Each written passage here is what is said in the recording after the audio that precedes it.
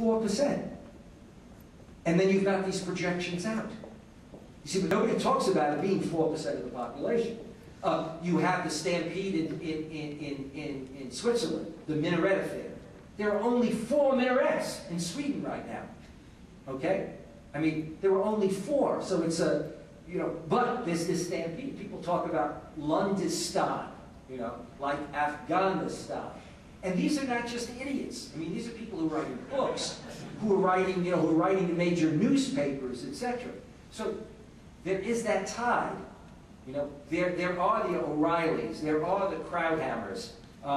You know, there are a whole slew of folks who are out there. The Sean Hannitys, a good example coming from New York, how you can not be all that bright, not even all that articulate, and wind up being a successful seller of books and have a successful program.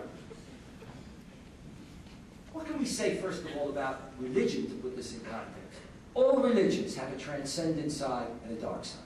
All religions have a transcendent side and a dark side.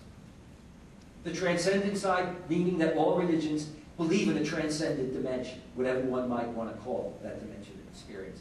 And the transcendent side is also that religions enable people to transcend themselves, as it were, to be better people. To be better people. But all religions have a dark side. All religions, even religions that we tend to think of as somehow pacifist, most of them also have had periods when, in fact, they have engaged in warfare. I mean, it's fascinating when you look at the history of Christianity.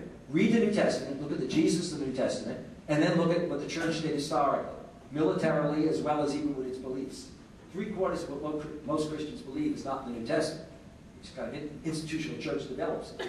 But if you actually look at Christianity, until it became imperial, after 3 centuries, Christianity was in fact a religion of the poor, the downtrodden. It was a religion that was a religion of peace, not of warfare. But then when it became imperial, one began to then develop things like just war, etc., and it takes off. So all religions have that dark side. Now, the way in which religions like to handle it is to say it's not about religion. You know, Catholics, it would always be, it's not Holy Mother the Church. So these actions are bad. You know, for my Muslim friends, it's not Islam. It's just these bad Muslims. One can make that distinction, but the point is religion can be interpreted in a way that reinforces a dark side, that leads to anti-Semitism, that leads to Islamophobia today, etc. But what about Islam itself in terms of the perennial questions that are asked? And this is the next point. I do have the best job in the world. When I got into Islamic studies, there were generally no jobs in the country. When I got out and got a job, it was because I could teach Hinduism and Buddhism, not because I would teach Islam. Then the Iranian Revolution came along. I owe my career and my Lexus to the Ayatollah Khomeini. I owe my new Lexus SC, you know, the roof that goes down. That's the Saddam. And the lot, which says something about my career. But no interest in Islam, invisible Muslims, and then it takes off. Okay? But why I've got the best career is that for 40 years, this is no exaggeration, I am asked the same questions. The only difference is I get paid more money. When I first was asked it, nobody paid any money because they really didn't care that much about Islam. You know? I did a book tour in South Dakota. And they bring me to the place, one person shows up that night, talks to me for an hour, and then says, this is fascinating. But of course, I don't need to buy your book now. I guess it's perennial questions. He felt it was all in one book. What are the perennial questions? This is after 30 or 40 years. Is Islam a particularly violent religion? Is Islam compatible with modernity? Is Islam compatible with gender equality? What about the Quran? Now, what about jihad? Now, it's not that I'm not saying that there aren't many different ways to answer it. My point is, with most religions, we wind up answering the question by saying, after all these years, there are 2 or 3 possible takes on this. There's this school of thought and that school of thought, on what Catholicism is about, on what the Reformation was about. Somehow, whether they're policymakers or anyone after 9/11, news media people, they ask the question like they have no database. It's not like they call you up and say, I've been doing some reading and I saw X or Y, and I know that it's gotten this far and I see these competing experts. And after 9/11, what we also run into is what I call the battle of the experts. It's not that experts haven't always disagreed on a lot of issues. You know, you take the cigarette industry. The cigarette industry would hire PhDs from good schools who would say, nothing wrong with smoking cigarettes. And then the opposition would hire PhDs from good schools, perhaps the same school, saying just the opposite. Okay? When you get a really contentious issue, that's what happens. And post 9/11, that's where most people were torn, whether they were reading or looking at the media. They could see two prominent experts, published a lot, saying diametrically opposite things about Islam, the religion of Islam, and its relationship to violence, about Islam and gender equality. Well, the difference, though, is that in recent years, we're able to move beyond that.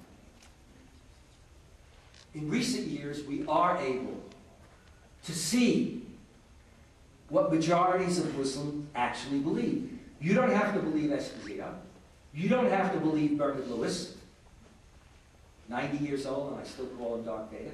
A very prominent scholar with whom I disagree, used his books great until he got into the contemporary period. He's a very good historian, should have stayed there. But on the contemporary period, we totally disagree. But for many people, they're caught between, these contending.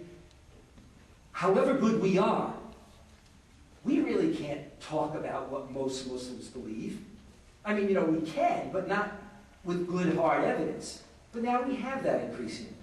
You have the Gallup World Poll, and that poll is repeated every year. You have the Pew organization getting heavily involved. The Gallup World Poll represents the voices of 1 billion Muslims. So it's not just that you look at contending experts on an issue, but now you can actually go to the data and say, and what do majorities of Muslims say? And then you find, when you look at the conventional wisdom, that in fact, in terms of relations between the Muslim world and the West, in fact, in terms of whether Islam, the religion of Islam, is a threat versus Muslim extremists are a threat, we have some very clear answers. Notice this juxtaposition. When we ask Americans, what do you admire about Islam? 57% say nothing or I don't know. Nothing or I don't know. Kind of makes you feel good if you're a Muslim, I suppose. And if you're an American Muslim, nothing or I don't know. Now, if you ask Muslims, you would think, what do you admire? Given the way people talk and the way they listen to the extremists, because the extremists grab the attention, you would think, well, we're going to have no problems here. And in fact, what do majorities of Muslims admire about the West?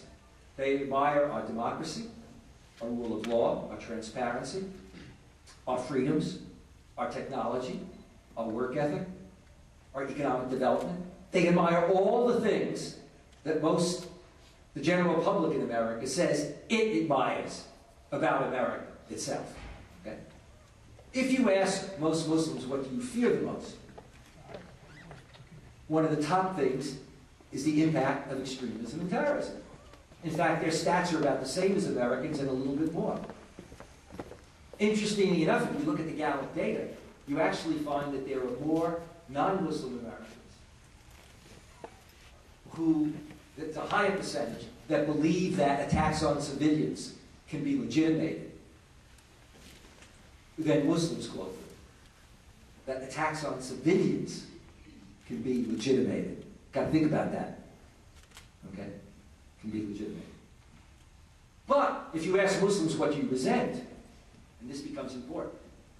Oh, and let me give you the background to this.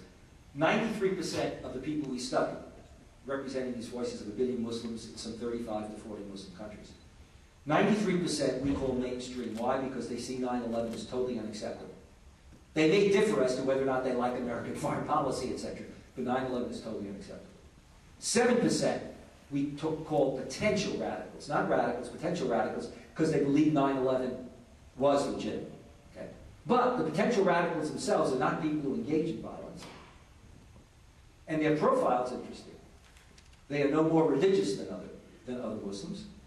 They're better educated, more internationally aware, more optimistic about their own lives, but more pessimistic about the life of their country and their region. They, more than the mainstream, believe in democracy and want better relations with the West. So what makes them potential radicals? That they don't believe that's ever going to happen. That they believe that the West operates on a double standard in the way that it treats the Muslim world and treats others. When it comes to the promotion of democracy, human rights. Why? Because we support authoritarian regimes and continue to support authoritarian regimes that, in fact,